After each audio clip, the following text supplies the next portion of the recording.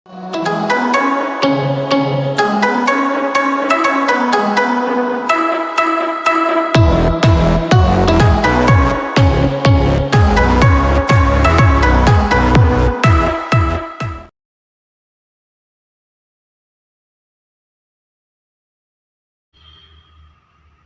5 Julia. इसके लेखक हैं अंतोन चेखव। नौकरी पेशा अभिभावकों को अपने बच्चे शिशु पालन केंद्र में रखने पड़ते हैं। इस संदर्भ में चर्चा कीजिए। आज के समय में यह एक बहुत ही आम बात हो गई है, क्योंकि माता पिता दोनों नौकरी पेशा हैं और घर में संभालने के लिए उन्हें किसी न किसी को रखना पड़ता है, पर फिर भी उनका पूरा ध्यान घर पर ही रहता है कि बच्चे को कैसे संभाला जा रहा है, उसे खाना पीना अच्छे से मिल रहा है कि नहीं मिल रहा है। इसके लिए आजकल के पेरेंट्स क्या करते हैं, वे बच्चों को शिशु पालन केंद्र में रखना ज़्यादा पसंद करते हैं। इसका एक मुख्य कारण ये भी है कि घर में बच्चा गवर्नेंस के साथ अकेला रहता है और शिशु पालन केंद्र में उसके जैसे कई छोटे बड़े बच्चे वहाँ पर रहते हैं। तो वास्तव में देखा जाए तो शिशु पालन केंद्र एक ज़रूरत भी है और माता पिता की मजबूरी भी है। खैर, हम पाठ पढ़ते हैं। एकांकी में गवर्नेंस सेविका की मार्मिक पीड़ा, विवशता का सजीव चित्रण और शोषण से मुक्ति पाने का प्रभावी संदेश है। लेखक परिचय देख लेते हैं।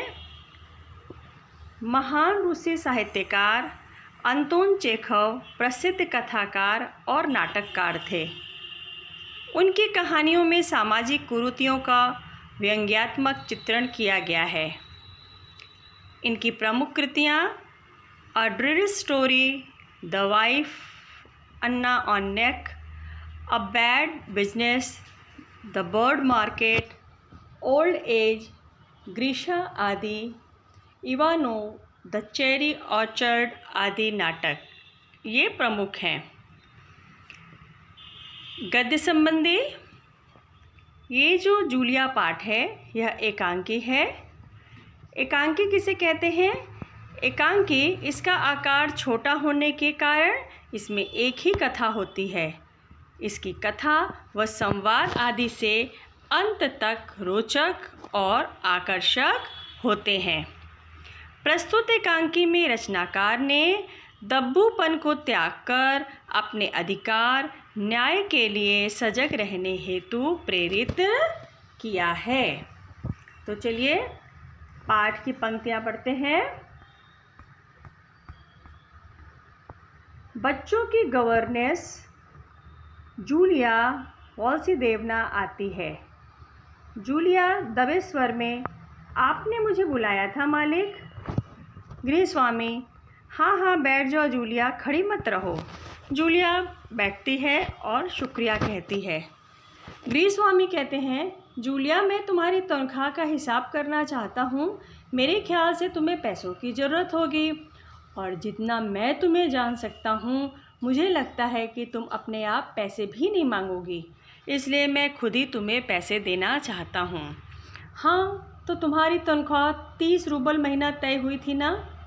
ये हमारी एकांकी की शुरुआत हुई है कि जिनके घर में जूलिया काम करती थी उन्होंने उसे तनख्वाह देने के लिए अपने पास बुलाया और उसको उन्होंने कहा कि यदि मैं तुम्हें तनख्वाह लेने के लिए नहीं बुलाऊंगा तो मुझे पता है कि तुम तो अपने मुँह से मुझसे अपनी तनख्वाह भी नहीं मांगोगी। जूलिया थोड़े विनीत स्वर में बोलती है, जी नहीं मालिक, 40 रूबल। तो गृहस्वामी बोलते हैं, नहीं भाई 30। ये देखो डायरी। पन्ने पलटते हुए, मैंने इसमें नोट करके रखा है। मैं बच्चों की देखभाल और उन्हें पढ़ाने वाली हर गवर्नेंस को 30 रूबल महीना ही देता हूँ। तुमसे पहले जो गवर्नेंस थी उसे भी मैं 30 रूबल ही देता था। अच्छा, तो तुम्हें हमारे यहाँ काम करते हुए 2 महीने हुए हैं ना?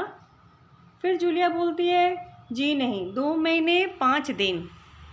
गृहस्वामी बोलते, क्या कह रही हो जूलिया, ठीक 2 महीने हुए हैं? भाई मैंने डायरी में सब नोट करके रखा है। हाँ, तो 2 महीने के बनते हैं 60 रूबल। लेकिन 60 रूबल तभी बनते हैं जब महीने में तुमने एक भी छुट्टी ना ली हो। रूबल किसे कहते हैं? जो वहाँ की करेंसी है। जैसे हमारे यहाँ रुपया है, वहाँ पर क्या है? रूबल है।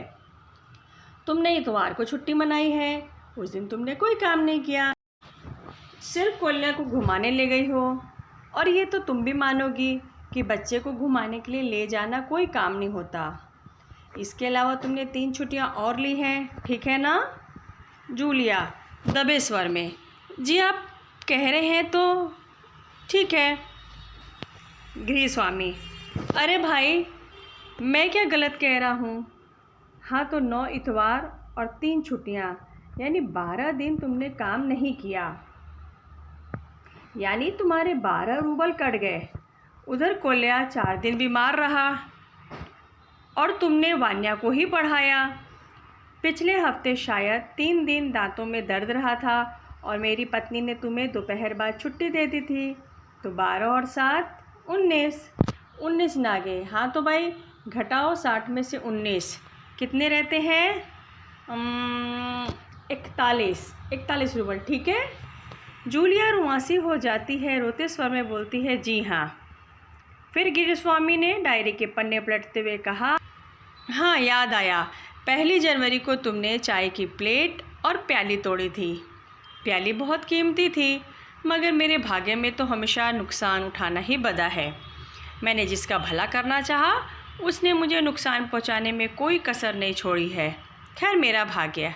हाँ, तो मैं प्याली के 2 रूबल ही काटूंगा। अब देखो, उस दिन तुमने ध्यान नहीं दिया और वहाँ किसी टहनी की खरोच लगने से बच्चे की जैकेट फट गई, 10 रूबल उसके गए। इसी तरह तुम्हारी लापरवाही की वजह से घर की सफाई करने वाली नौकरानी मारिया ने वान्या के नए जूते चुरा लिए। रुक कर, तुम मेरी बात सुन भी रही हो या नहीं? जूलिया मुश्किल से अपनी रुलाई रोकते हुए, जी सुन रही हूँ। इस प्रकार हम देख रहे हैं कि गृहस्वामी जूलिया के द्वारा जो कार्य किए गए थे उसे एक एक करके गिनाने लगा और उसकी तनख्वाह में से पैसे काटते जा रहा है। गृहस्वामी, हाँ ठीक है, अब देखो भाई, तुम्हारा काम बच्चों को पढ़ाना और उनकी देखभाल करना है, तुम्हें इसी के तो पैसे मिलते हैं।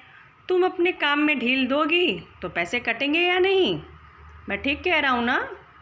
तो जूतों के 5 रूबल और कट गए। और हाँ, 10 जनवरी को मैंने तुम्हें 10 रूबल दिए थे। जूलिया लगभग रोते हुए, जी नहीं, आपने कुछ नहीं। और वह रोते हुए आगे कुछ नहीं कह पाती है। गृहस्वामी, अरे मैं क्या झूठ बोल रहा हूँ? मैं डायरी में हर चीज़ नोट कर लेता हूँ। तुम्हें ना यकीन हो तो दिखाऊँ डायरी? डायरी के पन्ने यूं ही उलटने लगता है। जूलिया आंसू पोंछते हुए कहती है, आपने कह रहे हैं तो आपने दिए ही होंगे। गृहस्वामी कड़े स्वर में, दिए होंगे नहीं, दिए हैं। ठीक है, घटाओ 27 41 में से बचे 14। क्यों, हिसाब ठीक है ना? जूलिया आंसू पीती हुई कांपती आवाज़ में, मुझे अभी तक एक ही बार कुछ पैसे मिले थे, वो मालकिन ने दिए थे, सिर्फ 3 रूबल, ज़्यादा नहीं। गृहस्वामी जैसे आसमान से गिरा हो। अच्छा, और इतनी बड़ी बात तुम्हारी मालकिन ने मुझे बताई तक नहीं? देखो, तुम ना बताती तो हो जाता ना अनर्थ। खैर देर से ही सही, मैं इसे भी डायरी में नोट कर लेता हूँ। डायरी खोलकर उसमें यूं ही कुछ लिखता है, हाँ तो 14 में से 3 और घटा 2 बचते हैं 11 रूबल। हाँ, तो 14 में से 3 और घटा 2 बचते हैं 11 रूबल। देते हुए, संभाल लो, गिन लो, ठीक है ना? जूलिया कांपते हाथों से रूबल लेती है, कांपते ही स्वर में, जी धन्यवाद। गृहस्वामी अपना गुस्सा संभाल नहीं पाता और ऊंचे स्वर में लगभग चिल्लाते हुए कहता है, तुम मुझे धन्यवाद दे रही हो जूलिया, जबकि तुम अच्छी तरह जानती हो मैंने तुम्हें ठग लिया है। ठगना मतलब लूटना, बेईमानी करना। तुम्हें धोखा दिया है, तुम्हारे पैसे हड़प लिए हैं और तुम इसके बावजूद मुझे धन्यवाद दे रही हो। गृहस्वामी की आवाज़ गुस्से में कांपने लगती है। जूलिया, जी हाँ मालिक। गृहस्वामी, जी हाँ मालिक, जी हाँ मालिक। क्यों क्यों जी हाँ मालिक? जूलिया डर जाती है, भयभीत स्वर में कहती है, क्योंकि इससे पहले मैंने जहाँ जहाँ काम किया उन लोगों ने तो मुझे एक पैसा तक नहीं दिया, अब कुछ तो दे रहे हैं। गृहस्वामी क्रोध के कारण कांपते उत्तेजित स्वर में, उन लोगों ने तुम्हें एक पैसा तक नहीं दिया जूलिया? मुझे ये बात जानकर जरा भी आश्चर्य नहीं हो रहा है। फिर अपना स्वर थोड़ा सा गृहस्वामी धीमा करते हैं। जूलिया, मुझे इस बात के लिए माफ़ कर देना कि मैंने तुम्हारे साथ एक छोटा सा क्रूर मजाक किया। क्रूर का मतलब होता है कठोर मजाक किया, पर मैं तुम्हें सबक सिखाना चाहता था। देखो जूलिया, मैं तुम्हारा एक पैसा नहीं मारूंगा। जेब से निकालकर ये हैं तुम्हारे 80 रूबल, मैं अभी इन्हें तुम्हें दूंगा, लेकिन इससे पहले मैं तुमसे कुछ पूछना चाहूँगा। जूलिया, क्या ये ज़रूरी है कि इंसान भला कहलाने के लिए इतना दब्बू, भीरू का मतलब होता है डरपोक और बुद्धा बन जाए कि उसके साथ जो अन्याय हो रहा है उसका विरोध तक न करे, बस खामोश रहे और सारी जातियां सहता जाए? नहीं जूलिया, नहीं, इस तरह खामोश रहने से काम नहीं चलेगा। अपने को बचाए रखने के लिए तुम्हें इस कठोर, क्रूर, निर्मम और हृदयहीन संसार से लड़ना होगा। यहाँ पर लेखक ने संसार की क्या क्या विशेषताएं बताई हैं? कठोर, क्रूर, निर्मम और हृदयहीन। अपने दांतों और पंजों के साथ लड़ना होगा, पूरी शक्ति के साथ। मत भूलो जूलिया, इस संसार में दब्बू और रीढ़ रहित लोगों के लिए कोई स्थान नहीं है, कोई स्थान नहीं। इस प्रकार इस कहानी में, इस एकांकी में हमने देखा, पढ़ा गृहस्वामी और जूलिया के बीच के संवाद को। कहानी पढ़ते पढ़ते हमारे मन में सबसे पहले जो विचार या भावना उत्पन्न हुई थी वो क्या थी? जूलिया के प्रति हमारे अंदर एक दया की भावना पैदा हो रही थी। एकांकी पढ़ते पढ़ते हमें समझ में आ रहा था कि गृहस्वामी जूलिया के साथ गलत कर रहा है, लेकिन जैसे जैसे एकांकी बढ़ती गई, एकांकी का अंत आने लगा, हमें समझ में आने लगा कि लेखक गृहस्वामी के माध्यम से, इस एकांकी के माध्यम से हम तक क्या संदेश पहुंचाना चाहता है।